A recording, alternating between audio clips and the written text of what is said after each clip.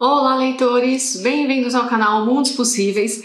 Eu sou Ana Paula Rodrigues e o vídeo de hoje é a sugestão de leitura do livro Na Berma de Nenhuma Estrada e Outros Contos, do meu querido escritor moçambicano Mia Couto. Para quem me acompanha aqui no canal sabe que eu sou muito apaixonada pelo Mia Couto, então tem outros vídeos aí sobre outras obras dele, em que eu falo bastante da biografia. Só vou dizer que ele é um lindo, um querido, né, um maravilhoso.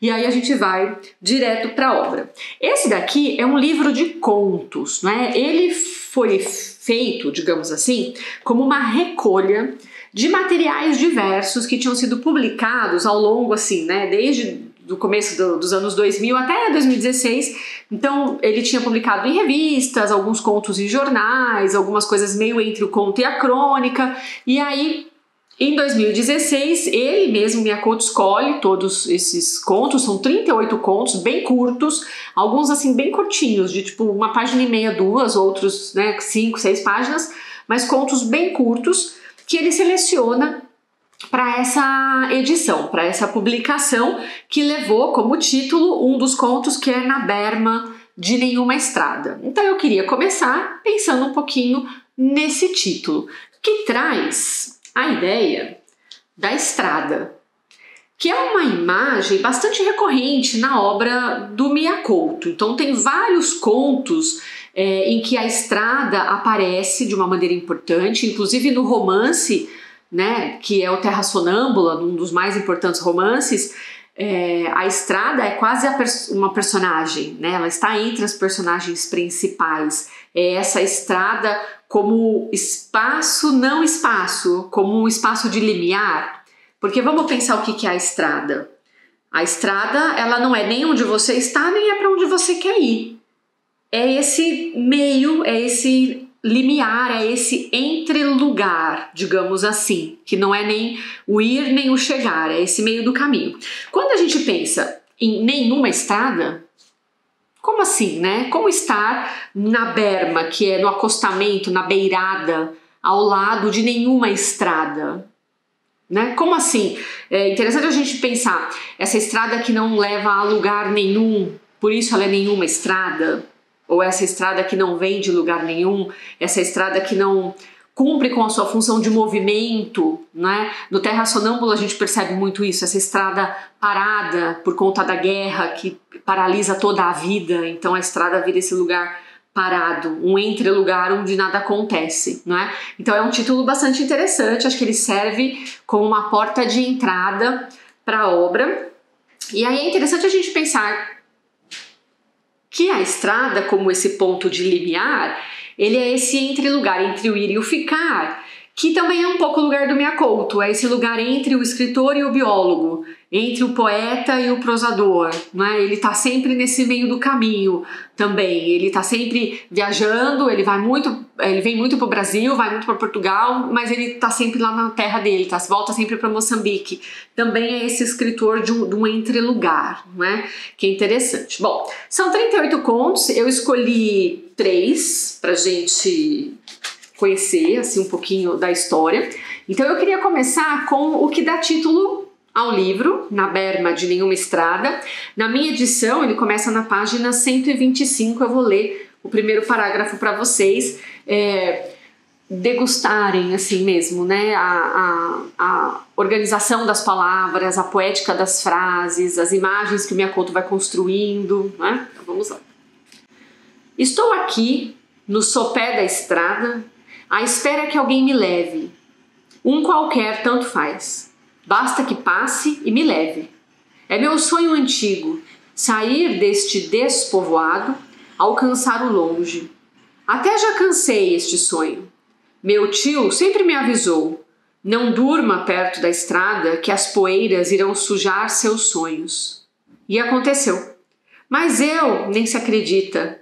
Eu sempre gostei de poeira, porque me traz ilusão dos caminhos que não conheço.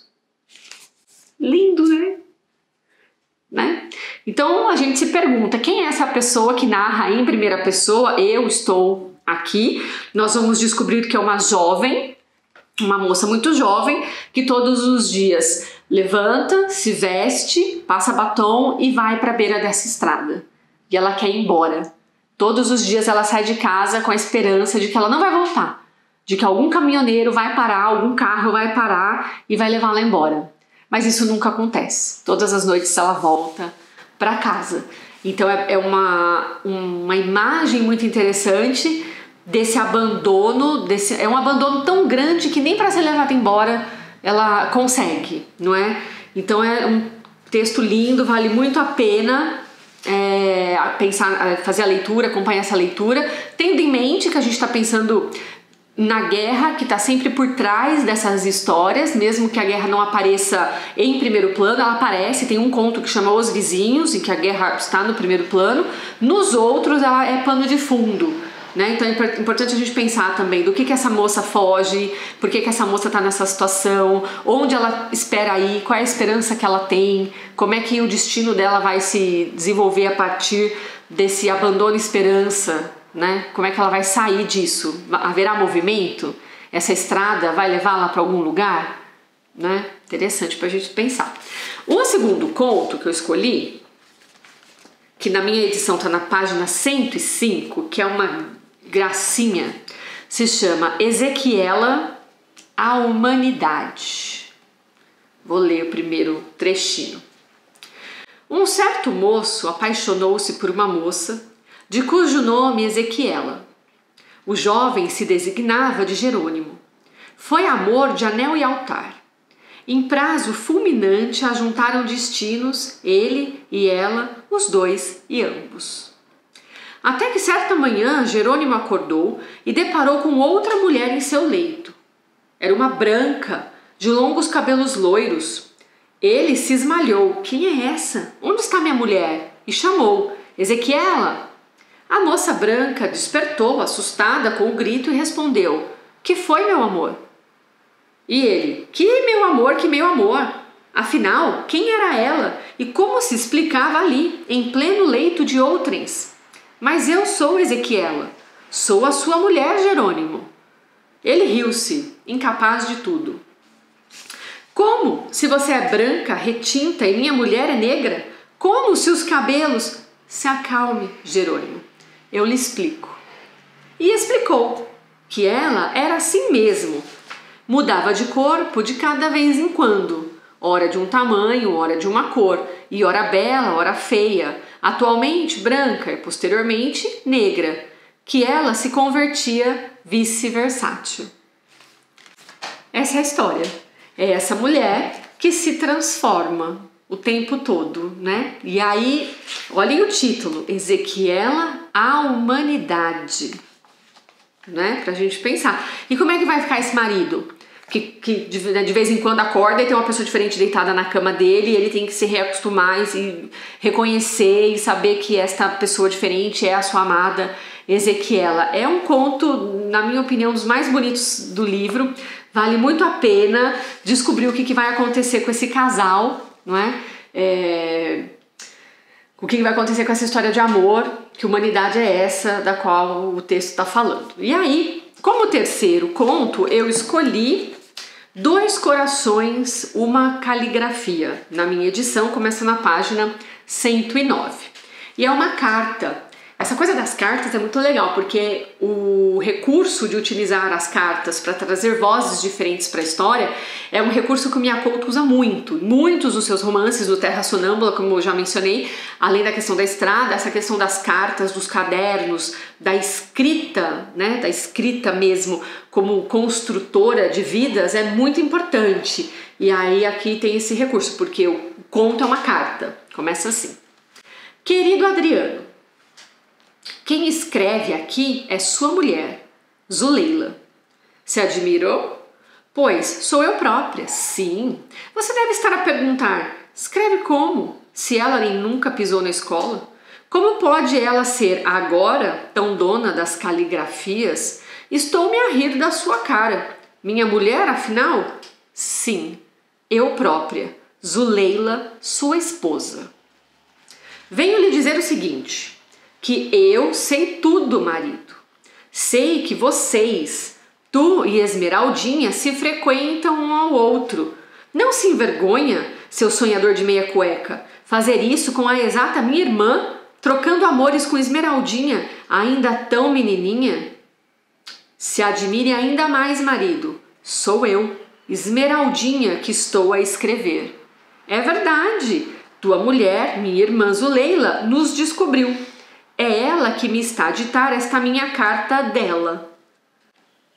Então percebam que nós temos aqui pelo menos duas vozes, são essas duas mulheres que escrevem juntas essa carta, e é uma carta das duas.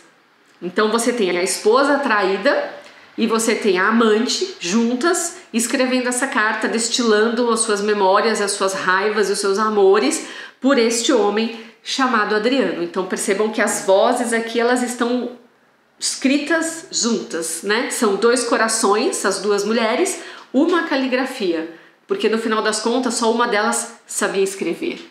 Então é esse saber do escrever que vai unir os dois corações, né? Vale muito a pena descobrir o que vai acontecer com este triângulo amoroso, como é que a carta se desenvolve, como é que a carta chega no final. E aí, tem muitos temas interessantes que são tratados aqui. Eu separei alguns, né? Porque são 38 contos, separei aqueles que me chamam mais atenção.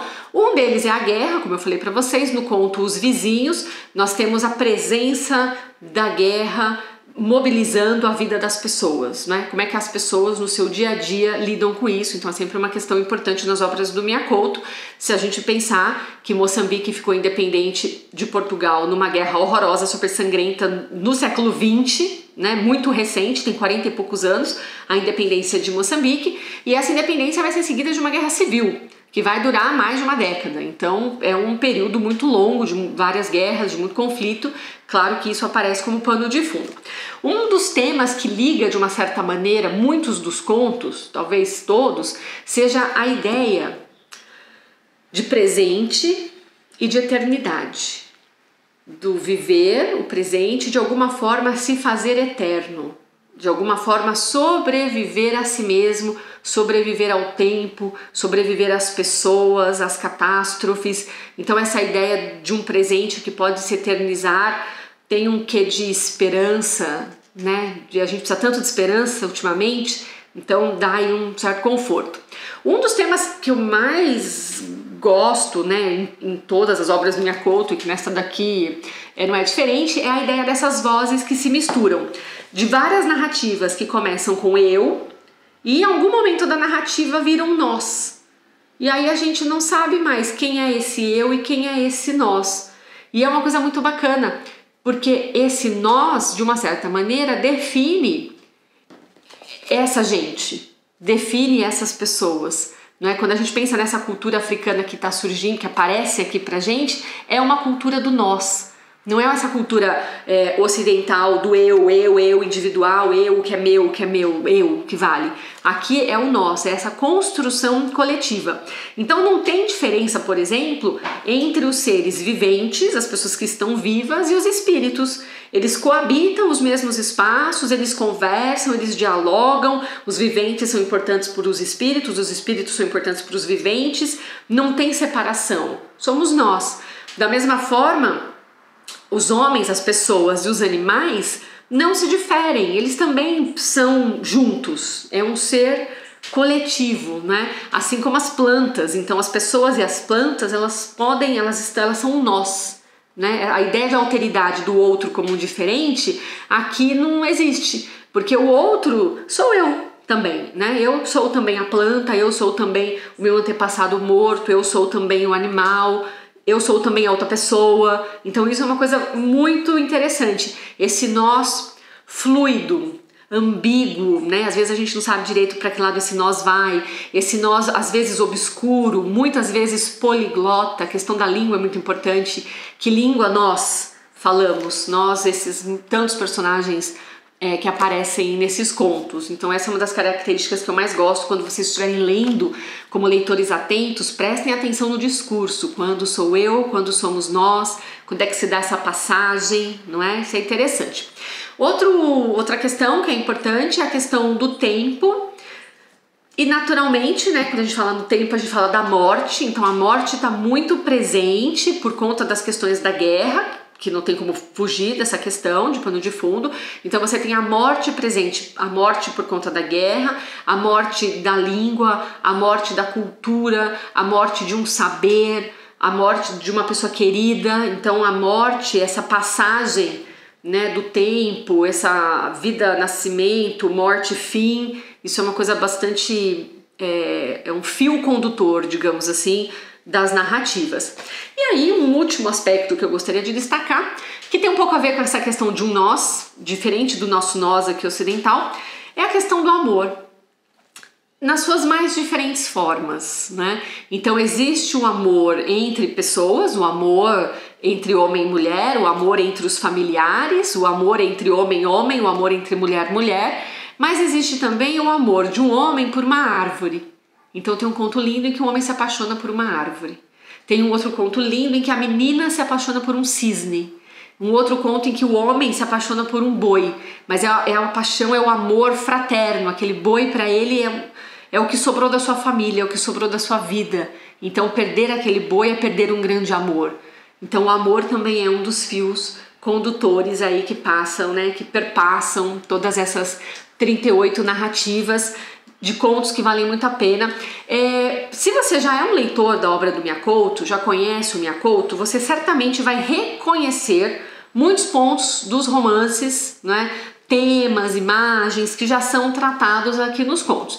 Mas, se você não é um leitor habituado ao Miyakoto, penso que esse livro é uma ótima porta de entrada para esse universo da linguagem, da maneira poética como ele escreve, porque como os contos são muito curtinhos, né? Ler um conto, dá aquele tempinho para reflexão, para pensar, não gostou muito, ok, porque são 38, tem um monte, então vai para o próximo, né? Eu acho que é uma boa porta de entrada para a obra do Miyakoto, para quem está começando aí nessas leituras. Bom, espero ter despertado em vocês a vontade de ler o Miyakoto, a vontade de ler esse livro de contos, não é? Na Berma de Nenhuma Estrada. Se vocês ainda não se inscreveram aqui no nosso canal, aproveitem para fazer a inscrição, curtam o vídeo, compartilhem nas suas redes sociais e nós nos vemos na próxima leitura.